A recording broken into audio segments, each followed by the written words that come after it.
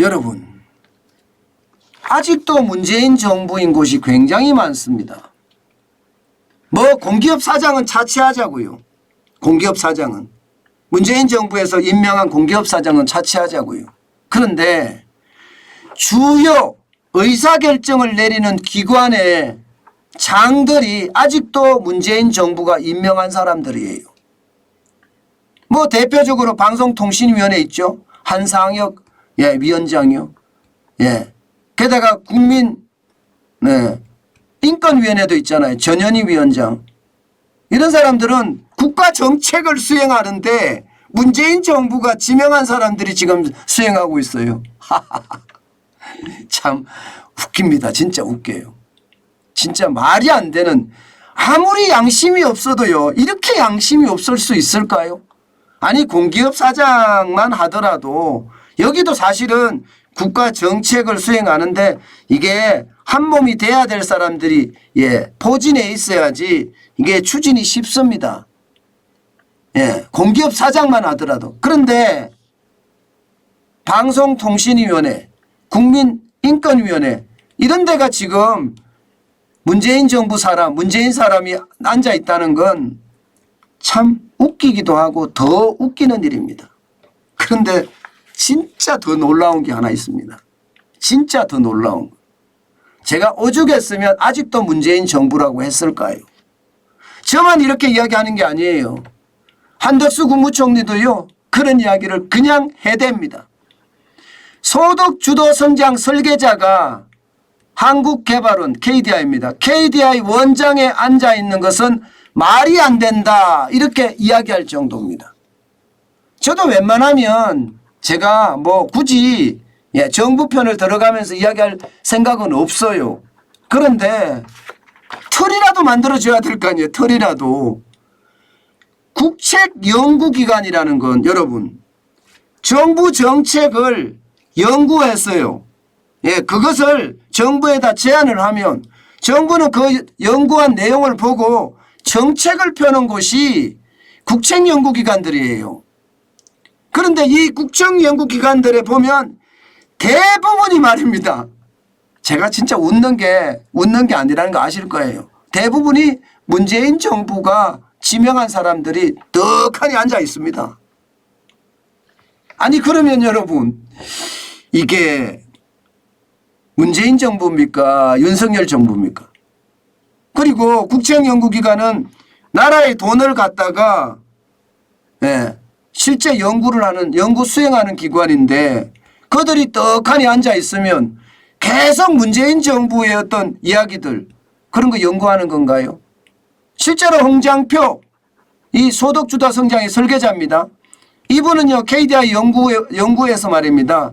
최저임금이 이게 쉽게 말하면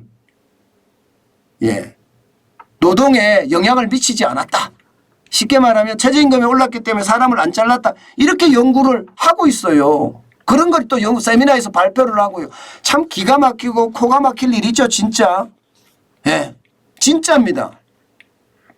그런데 여러분 그렇게 연구하고 있으면 도대체 이 나라는 도대체 어디로 가야 되나요? 아니 임기가 있는 거 보장하라? 임기 있는 거 보장을 한다고 하더라도 여러분 국책연구기관이라든가 정책을 수행하는 부서라든가 이런 데서는요 권력이 바뀌었으면 바뀌어줘야 정상 아닐까요? 오죽했으면 국무총리가 이렇게 말이 안 된다 이렇게까지 압박을 하겠습니까? 그런데 이게 여러분 KDI뿐만 아니에요. 한국개발연구원장 홍장표 지금 앉아있죠. 2024년 5월 3일까지 아직 1년 11개월 남았나요? 뻔뻔하기죠. 하죠. 제가 봐도 진짜 뻔뻔합니다. 경제인문사회 연구회 이사장도 마찬가지입니다. 여기도 안 나갈 태세입니다. 나갈 태세가 아니에요. 한국노동연구원장 황덕순 청와대 일자리 수석을 지냈습니다. 이분도 그냥 있습니다. 나가면 또 사실 먹고 살 게 막막할 수도 있겠죠. 먹고 살 게. 그렇지만 이것은 아니지 않나요? 이것뿐만 아닙니다. 국토연구원장. 이것은 쉽게 말하면 국토연구원은요. 부동산부터 시작해서 토지, 부동산과 관련된 모든 것을 연구를 해서 그 연구한 내용을 국토교통부에 주고 국토교통부는 그 내용을 보고 정책을 수립하는 그런 핵심 기관입니다. 그런데 거기도 마찬가지예요. 한국보건사회연구원장도 마찬가지죠. 여기는 보면요. 20대 총선 비례대표 후보였고요. 민주당 18번이었습니다. 국립외교원장 마찬가지입니다. 여기는 경기연구원 이재명 사람이죠. 이사까지 지내신 분이에요. 저는 이런 분들이 계속해서 남아있는 건 도대체 무슨 뜻일까요? 윤석열 정부를 방해 놓자는 건가요?